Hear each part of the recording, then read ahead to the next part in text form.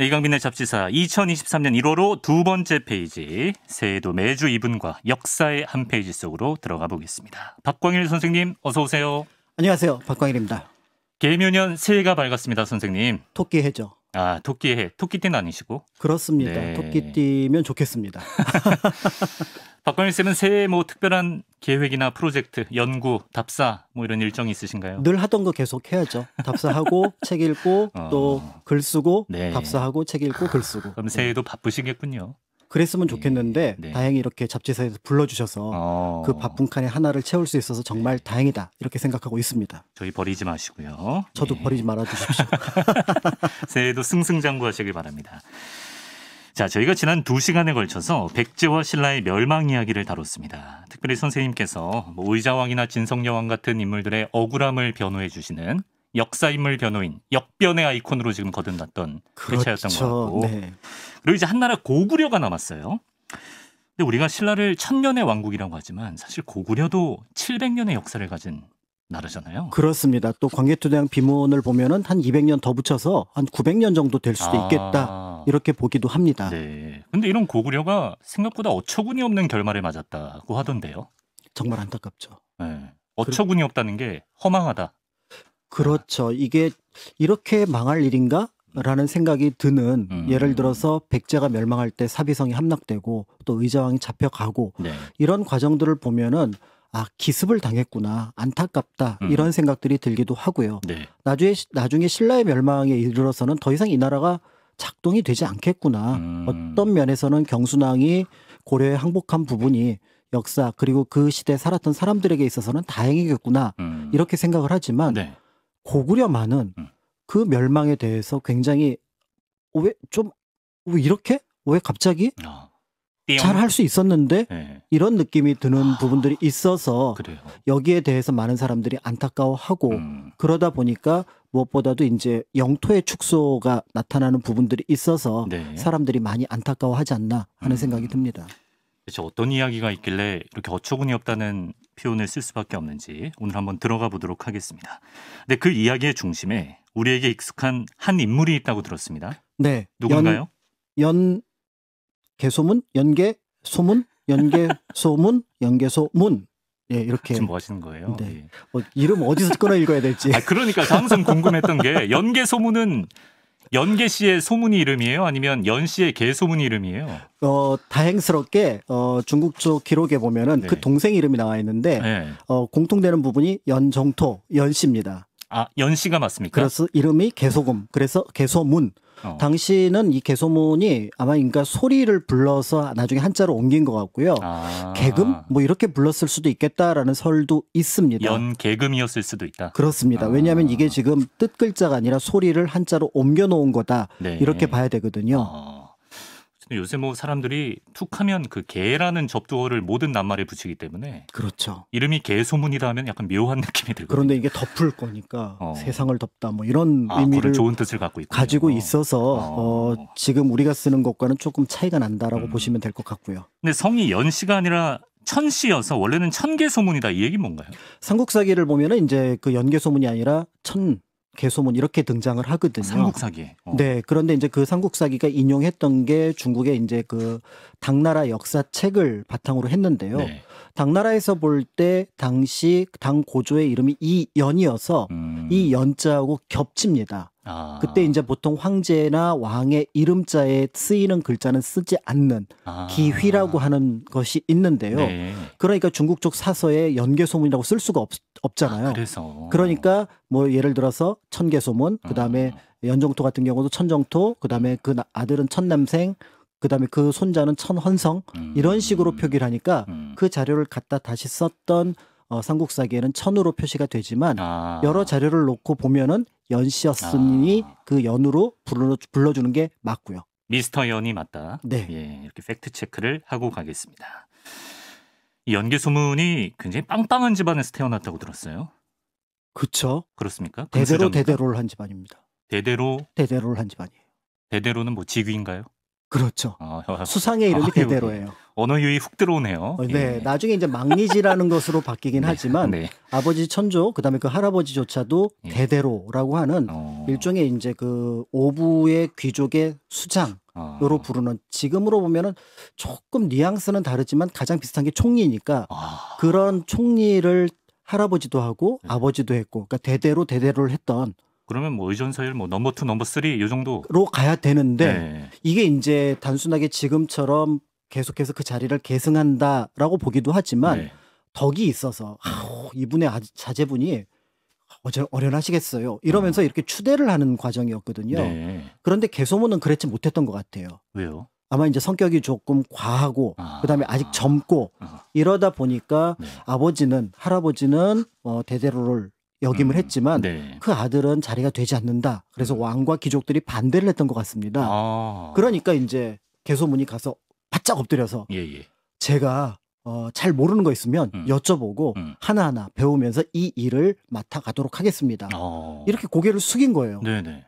겸손하잖아요. 그러네요. 예. 뭘 해라. 그랬는데 대대로에 올라가니까 네. 돌변.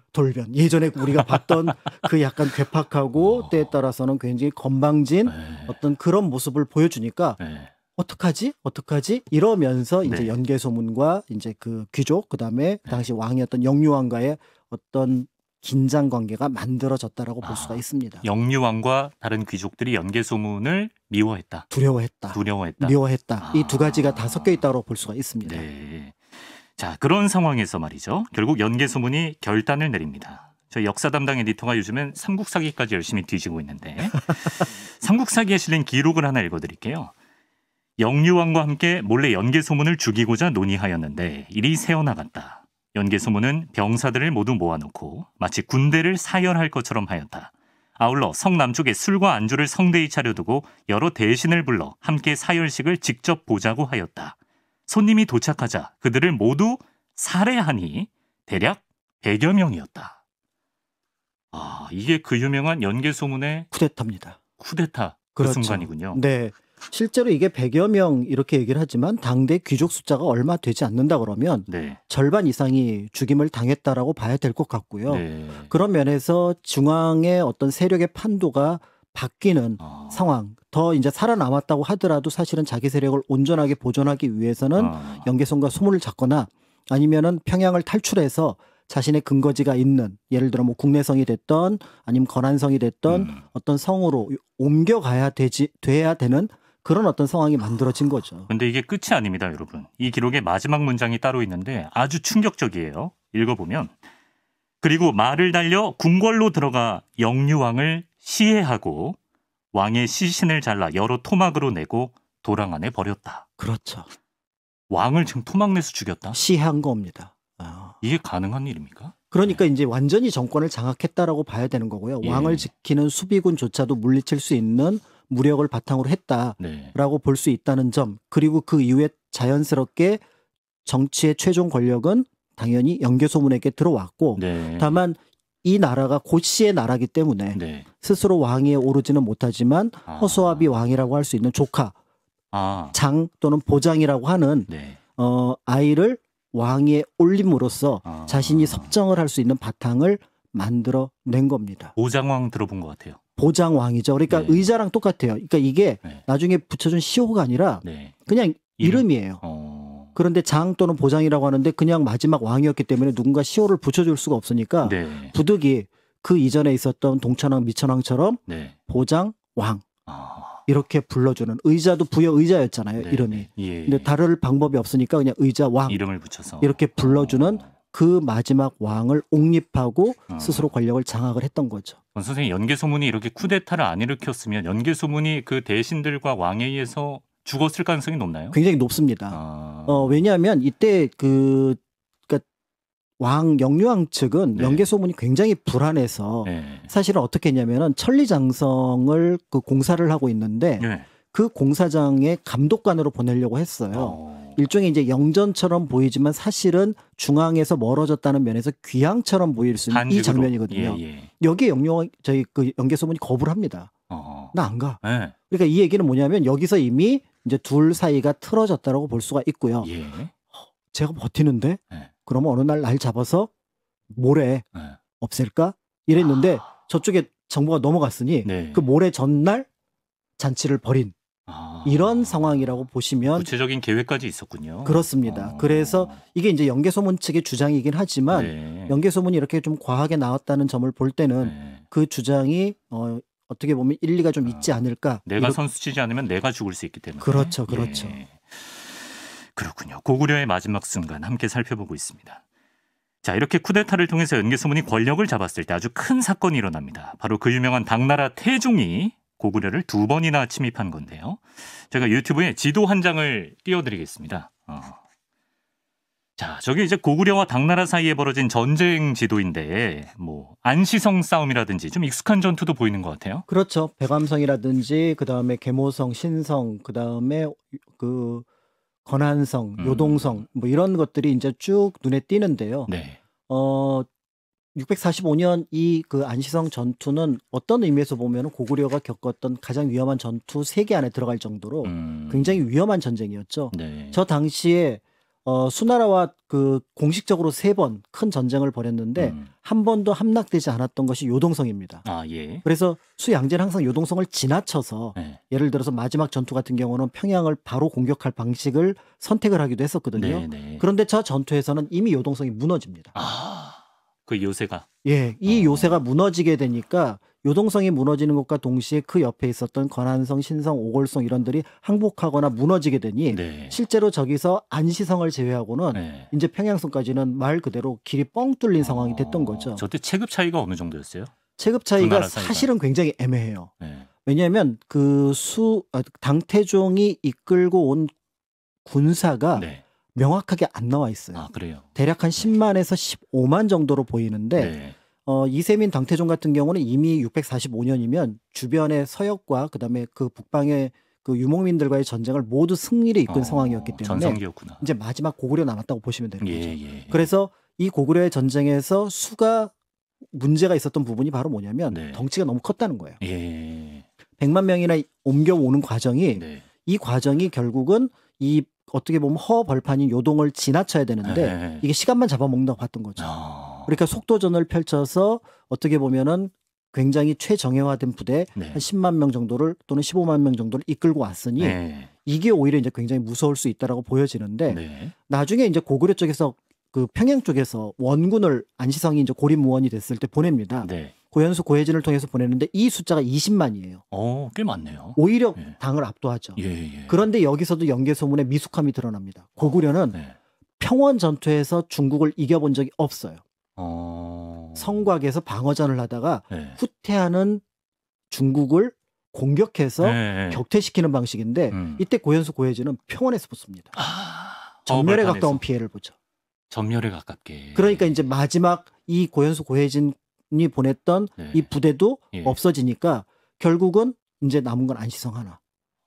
그런데 여기서 이제 이세민의 고민인 거죠. 네. 안시성을 지나칠까? 말까? 지나칠까?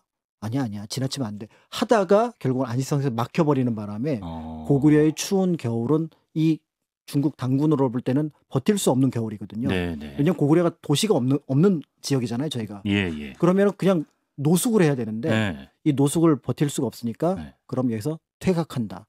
라고 하고 마침 이제 그 뭐 설현타라든지 한참 뒤에 얘기지만 그 토번, 티벳 같은 경우도 조금 예. 뭔가 동정이 좀 수상한 부분들이 있어서 저희 관리하러 단속하러. 그렇죠. 이제 고구려와의 전쟁 어느 나라든 두 개의 전쟁은 못 하거든요. 네네네. 그런 면에서 이제 당이 퇴각을 하게 되면서 네. 위기를 모면하게 되는데 네. 저 안시성 성주가 연개소문이 쿠데타를 일으켰을 때 한판 붙었습니다. 연개소문이랑요? 네. 우리가 양만춘으로 알고 있지 않나요? 는 정확하지 않아요. 중국 쪽 사서에 나오는 이름이어서 공식 호칭은 안시성주. 안시성주. 이 안시성주가 친연개소문파가 아닙니다. 그래서 한판 붙었어요. 네. 그런데 이제 여기서 어쨌든 이제 둘이 무승부가 되니까 그럼 너는 너대로 그 지역에서 네 세력 유지해라. 나는 평양에서 내 권력을 누릴 거다. 네네. 요 상황에서 이 전쟁이 벌어진 거예요. 그런데 안시성이 뜻밖의 연개소문을 지켜준. 그러네요. 된 아이러니하게. 네. 근데 지금 말씀만 들어보면 연개소문이 그렇게 대단한 장수라는 생각이 안 드는데 우리는 왜 연개소문을 위대한 장수로 알고 있죠? 그런데 이제 예. 그 우리가 보통 그 당나라와의 전쟁을 649년 이제 당태종이 죽고 나서 네. 더 이상 전쟁이 없다라고 알고 있거든요. 네. 그래서 660년 이제 백제 그다음에 668년 고구려 전쟁 이렇게 생각을 하는데 네. 바로 그 5년 뒤에 645년부터 당 고종이 네. 끊임없이 고구려를 공격해요. 아, 그때 좀 잘 막아냈구나. 그때 이제 네. 영계소문이 대략 대부분의 전쟁에서 네. 승리를 거두게 되는 거고요. 그런 장면들을 보니까 사람들이 영계소문이라면 고구려를 지킬 수 있겠어. 무엇보다 독재가 되었던 어떻게 되었던 네. 고구려를 지금 한 손에 쥐고 있으니 네. 외부에서 볼 때는 한 덩어리거든요. 네. 어떤 나라가 가장 안정적일 땐 한 덩어리의 모습이니까. 결집된 상태. 그렇죠. 네. 그런 모습을 영계소문 통치하에서 보여주니까 이것이 이제 긍정적으로 보여졌고요. 네. 한편으로는 이 영계소문에 대한 평가는 네. 시기에 따라서 다릅니다. 그래서 그래서 시기에 따라서 다르다. 고려시대나 삼국시대 같은 경우는 네. 저 쿠데타 일으킨 네. 정변 일으킨 네. 망나니 같은 이런 평가였습니다. 네. 유교적 관점에서 보면 영유왕도 죽였죠. 대국인 당나라도 거부했죠. 네. 그런데 일제강점기에 뭔가 자존심이 필요할 때가 있잖아요. 저희가 그 기록을 또 에디터가 찾았다고 하네요. 그래요? 이참에 한번 읽어보겠습니다. 제왕운기라는 데 실린 책인데 이게 언제 시기인가요? 제왕운기는 고려 네. 때. 고려 이제 때 그 실린 몽골과의 전쟁에서 네. 뭔가 이제 간섭을 받으면서 고려는 뭔가 고려의 정체성이 뭔가. 네. 그러니까 그 고려 시대의 일제강점기 느낌. 고려 시대 때 연개소문 평가는 이래요. 계소문이라는 자가 교원 영색으로 임금의 총애를 받는 대신이 되었으니 간사함으로 손바닥 위에 나라의 권력을 놓고 농단하고 정치에 임해서는 편리에 따라 충신을 죽이고 말았도다. 요거는 그러면 앞에 견해네요. 유교적인 권해에 따라서 그러네요. 예, 고려지만 간신, 악당, 박하게. 네. 예. 그리고 이런 평가가 있습니다. 신채호 선생이 쓴 조선 상고사인데 정권을 통일하고 제왕 당태종을 격파하여 당시 고구려뿐 아니라 동방아시아 전쟁사 중에서 유일한 중심 인물이었다. 또한 혁명가의 재능과 지략을 갖추었다고 함이 옳겠다. 네. 굉장히 고평가입니다. 이게 이제 일제강점기에 우리 민족에게 자긍심을 높이기 위한 그런 어떤 역사가 편찬될 때의 모습이라고 볼 수 있고요. 네. 신채호 선생의 평가와 비슷한 부분은 박은식 선생 역시도 이렇게 평가를 하고 있습니다. 제왕운기의 평가는 고려 조선의 일반적인 유학자들의 평가라고 해요. 박은식 볼 수가 있습니다. 아니요. 박은식 선생도 거기에 헷갈려요. 박은식 선생은 신채호 선생이랑 같은 견해를 하고 있고요. 예. 제왕운기의 평가는 고려나 조선의 일반적인 유학자의 평가입니다. 그래서 서로 상반되는. 알겠습니다. 저희가 그러면 충신. 악당과 충신. 마치기 전에 박광일 선생님의 의견도 한번 여쭤보고 맞춰보도록 하고요. 자, 다시 돌아가서 일단 여기까지 보면 고구려가 어쨌든 큰 고비도 넘기고 어느 정도 잘 돌아가는 듯한 느낌인데 근데 사실 우리가 연개소문이라는 이름이 주는 임팩트가 너무 커서 연개소문은 알아도 고구려가 어떻게 망했는지는 잘 모르는 분들이 많거든요. 연개소문이 죽고 나서 고구려가 급격히 멸망의 길로 들어섰다고 하던데요. 그렇습니다. 그 연개소문이 정확하게 언제 죽었는지조차도 사실은 사서마다 조금 다릅니다.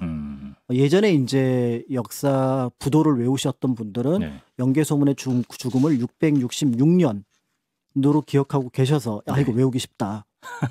이렇게 얘기를 하셨을 텐데 연구자들에 따르면 665년 1년 전에 죽었고 666년은 그 아들이었던 남생이 이제 본격적으로 정권을 운용하던 시기. 이름이 남생이에요? 큰아들 남생, 둘째 아들 남권, 셋째 아들 남산. 저 어렸을 때 남생이 키웠거든요. 그렇죠. 연남생. 그다음에 연남권, 그다음에 연남산. 삼형제입니다. 이렇게 이제 해서 남생이 아버지의 당시로서는 이제 그 대대로가 망리지로 이름을 바꾼 그 망리지의 역할을 맡게 되는데요.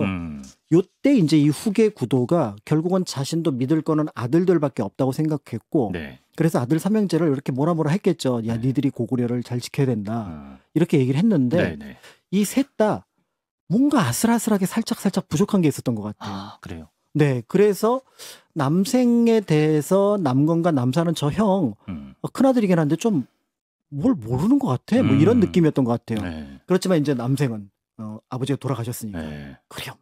이제 나라가 어려우니까 이 나라 전체 내가 성을 돌아다니면서 내 편으로 만들어야지. 왜냐하면 아까 안시성과 같은 그런 모습들을 보여주니까 이렇게 쭉 순회를 나섭니다. 그래서 평양성을 나서는 그 순간 두 동생이 쿠데타를 일으켜요. 야, 이제 망리지 나야. 남건이 이제 둘째가 이렇게 얘기를 하는 겁니다. 자리 비운 사이에. 네. 그러니까 이제 남생이 뭐지? 동생들이. 네. 그래서 처음에 아마 좀 공격을 했던 것 같아요. 예. 자기가 이끌고 있는 세력과 군대를 이끌고 근데 이게 신통치 않았던 거죠. 어떡하지? 이러면 보통 이제 우리가 알고 있는 상식으로는 네네. 그 주변의 성에 들어가서 네. 옹거를 하고 있다가 그래 5년이고 10년이고 한번 니네들이 언젠가 빈틈을 보일 때가 있겠지. 요렇게 해야 되는데 때를 기다리는. 당나라로 갑니다. 당나라로? 네. 아버지 연개소문이 그렇게 치고받고 싸웠던 당나라로? 그 당나라로. 심지어는 네. 이 남생이 국내성 일대의 세력을 가지고 있었던 네. 인물로 추정이 돼요. 그러니까 형제들이 아마 베이스 기반이 조금 달랐던 것으로 보이는데 예. 이 국내성 일대를 이끌고 항복을 하니까 그 일대 성들도 같이 항복을 합니다. 그러니까 통로가 하나 생긴 거예요. 압록강까지. 예. 그러니까 이 압록강까지 통로가 하나 생기니까 네. 당으로 볼 때는 뭐야 이거. 지금 이제 백제 멸망시키고 나서 네. 지금 고구려와의 전쟁을 어떤 방식으로 풀어가야 될지 굉장히 고민하고 있었는데 네. 여기서 통로가 하나 생겨버린 겁니다. 프리패스. 예, 그래서 어. 이 앞을 누가 우리 앞을 뭔가 향도를 해줬으면 좋겠다. 앞잡이를 해줬으면 좋겠다. 예. 제 아들 헌성이 똑똑합니다. 아, 그래서 또 그 연헌성이라는 네. 인물이 이제 천헌성으로 등장을 하는데 네. 그 인물이 나서서 별별 걸 다 하는 거예요. 연남생의 아들. 그렇습니다. 예. 그래서 이제 그 항복을 할 때도 그 아들이 가서 항복을 하거든요. 네. 당에서는 그래서 실제로 굉장히 의심을 했어요. 대망리지이면서 대망리지 아들이 네. 나한테 항복을 한다고? 속임수 아니야? 이거 그렇죠. 굉장히 조사를 많이 했어요. 뒷조사를. 예. 그런데 확인이 되니까 너무 반갑게 받아들였고 네. 이 과정에서 결국은 우리가 알고 있는 것처럼 이제 당나라는 나당 연합군이 이미 형성이 되어 있으니까 신라 당나라 연합군. 네. 그래서 신라에 연락합니다. 올라와라. 우리 내려간다. 양쪽에서. 네. 그렇게 하면서 그 공방 속에서 이제 남건과 남산이 평양성을 지키게 됐거든요. 주변의 성들이 이제 계속 항복을 하는 상황들이 만들어진 거죠. 네. 지도부의 분열은 이 나라에 대해서 우리가 뭘 할 수 있어? 자기네들끼리 싸우는데 라는 생각을 하고 있으니까 네. 각 성들이 이제 무너지기 시작하는 거죠. 예. 그러니까 이제 평양성만 어떻게 보면 남아있는 그런 상황이 됐는데 여기서 또 막내 남산이 항복을 합니다. 성문을 열어버려요. 아주 그냥 형제들이 다. 그러니까 결국은 남건 혼자서 성을 지키다가 남건인 끝까지 그래도 버티나요? 지키려고 했다가 예. 결국 자결하려는 것이 실패돼서 예. 그래서 남생과 남산은 조금 대접을 받고요. 남생은 큰 대접을 받았고 네. 남건은 당나라로부터 포박을 예. 당해서 네. 당으로 끌려가는 그러면서 668년 대고구려 동아시아 역사에서 누구도 넘볼 수 없었던 중국의 역대 왕조가 여러 개 무너질 때도 그 자리를 굳건하게 시켰던 네. 그 나라가 폭삭. 어이없이 망합니다.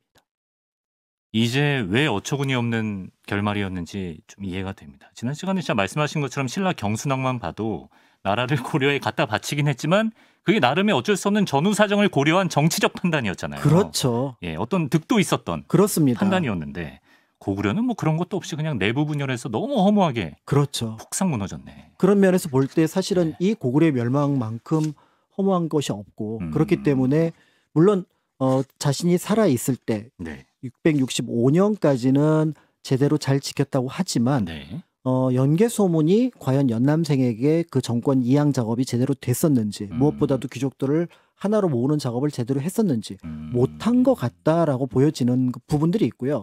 연남생의 그 자질을 보여주는 것 중에 하나가 661년에 네. 그러니까 연개소문이 살아있을 때입니다. 네. 살아있을 때 망리지 자리에 일부를 넘겨준 것 같아요. 네. 그러면서 3만 고구려군을 이끌고 압록강 일대에서 전투를 벌였는데 전멸합니다.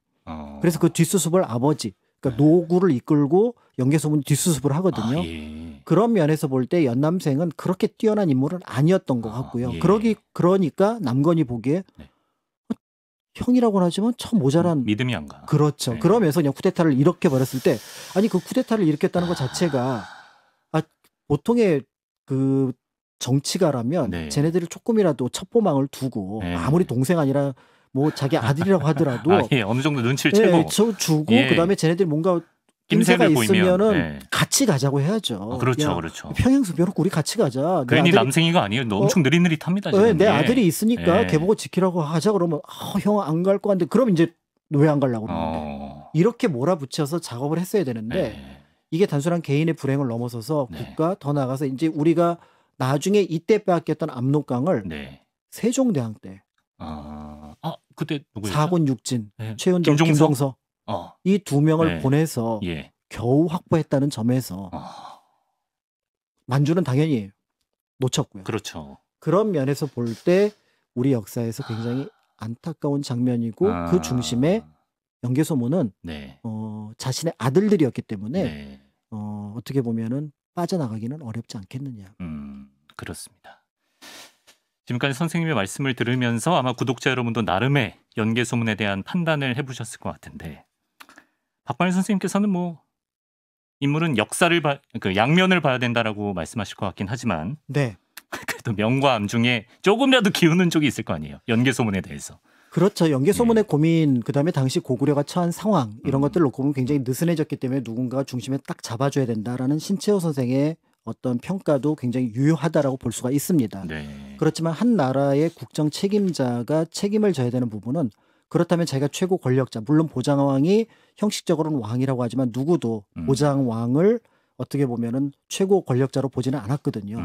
그렇다면은 그 고구려의 멸망에 있어서도 연개소문은 책임을 할 수 없다. 져야 한다. 그래서 최고 통치자는 네. 착하고 네. 나쁘고 때에 따라서는 쿠데타를 일으켜서 불충했고 예. 이런 것들은 당대의 평가고요. 음. 후대의 평가는 그 나라가 유지되느냐, 발전하느냐, 주변과의 관계를 제대로 설정했느냐 이런 부분들로 평가를 받아야 되고 네. 그런 역할을 할 수 없다면 그리고 그런 자질이 없다고 판단되면 그 자리에 아예 올라가지 말아야 합니다. 뭐 역사인물은 다 변호해 주시는 줄 알았는데 역변의 아이콘인 줄로만 알았는데 오늘은 약간 좀 많이 변호해 준 거 아니에요? 검사 느낌으로 가시네요. 이 정도면 굉장히 변호해 줬죠. 쉴드 나름 쳐준 거다. 네, 이게. 그럼요. 예. 그래서 뭔가 하나로 묶어야 된다. 뭐 전쟁도 그쵸, 좀 예. 잘했다. 사실은 연개소문도 억울한 부분은 없지 않아 있습니다. 당시에 당은 네. 전 세계에서 유례가 없는 강국이었어요. 그렇죠. 예. 최강국이니까. 최강국이었고 예. 한계가 있었겠죠. 이세민 당태종이 볼 때 네. 고구려 빼놓고는 사실은 몇 번 공격받는데 결국 이세민이 멸망시키지 못한 나라가 고구려입니다. 결국에는 자기 아들인 고종 때 멸망을 시켰거든요. 네. 그런 면에서 고구려는 나름 잘 버텼다라고 볼 수가 있는 부분들이 있는데 사실은 이제 그런 게 642년에 쿠데타를 일으키고 한 7년 정도는 연개소문이 버텨준 거거든요. 뭐 안시성이 어쨌든 중요한 뭐, 시기였어요. 예. 그런데 그럼에도 외교적인 책략에서 이때 고개를 좀 숙였더라면 하는 부분들이 있습니다. 당시 고구려가 보기에 네. 쟤네하고는 동급이 아닌데 당에서 계속 동급으로 치려고 하는 나라가 하나 있었어요. 뭐 어디예요? 신라. 당에서 신라를 동급으로 고구려랑 동급으로 계속 올려놓는 거예요. 야, 니네들 고구려가 보기에 아니, 당이 이제 계속 네네네. 신라 고구려를 불러다가 뭐라 그러냐면 사이좋게 지내. 그러는데 예. 고구려가 볼 때 신라는 네. 자기 밑에 하나 나라거든요. 아래거든. 예. 한참 아래거든요. 쟤네는 우리 발밑에도 못 오는 나라거든요. 자존심 상하죠. 그런데 예. 쟤네하고 같이 놀라고 한다고? 예. 여기에 이제 고구려 내 강경파들이 예. 이제 연개소문에 붙었다고 보여지는 거고요. 아. 그런데 이제 그 영유왕을 비롯해서 네. 온건파들은 굽힐 때도 있어야지. 그러니까 신라랑 620년대, 30년대 낭비성하고 칠중성 전투를 했는데 네. 하나는 공격전, 하나는 수비전이었고 하나는 공격전이었거든요. 네. 둘 다 실패합니다. 그러니까 신라가 세졌다라는 걸 현실 인정을 해줘야 되는데 네. 그 인정을 하지 않고 우리는 쟤네랑 비교되는 것 자체가 너무 짜증나. 그러면서 그 연개소문 성격에도 그렇죠. 예. 그러면서 당이 이제 자신의 중심으로 구축했던 세계관이 있는데 음. 그 세계관에 고구려는 무슨 말이야? 세계는 여러 개야. 당의 월드가 있고 고구려 월드가 있어. 네. 어떻게 이걸 다 붙이려고 해? 그런데 네. 당이 주변 월드들을 다 하나로 통합하고 있었거든요.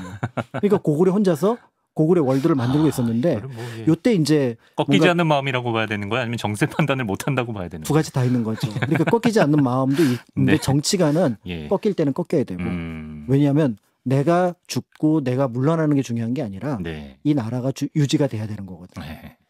어쨌든 그 시기가 평가하기는 굉장히 복잡하지만 그러네요. 예. 한 나라의 그 최고 권력자로서는 음. 좀 아까운 아쉬운 어떤 그런 모습을 보여주었다라고 볼 수가 있습니다. 네.